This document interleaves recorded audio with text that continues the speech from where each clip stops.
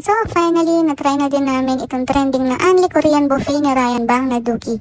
Kung mahilig ka din sa mga Korean food tulad ko, sigurado mag-e-enjoy ka dito. So sa halagang 599 pesos for adults at 249 naman sa mga kids na 4 feet below, ay matitikman mo na lahat itong mapapanood mo sa video ko.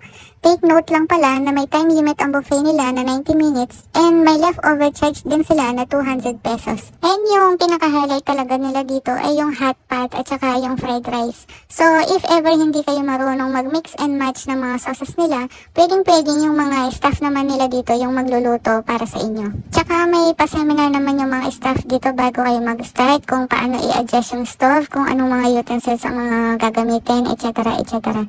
So ayun na nga. So pinaka gusto ko dito talaga itong fish cake. Ayan, lagi itong nauubos. And then may fruits. Tapos may mga maki din sila doon. O diba? Ang daming choices.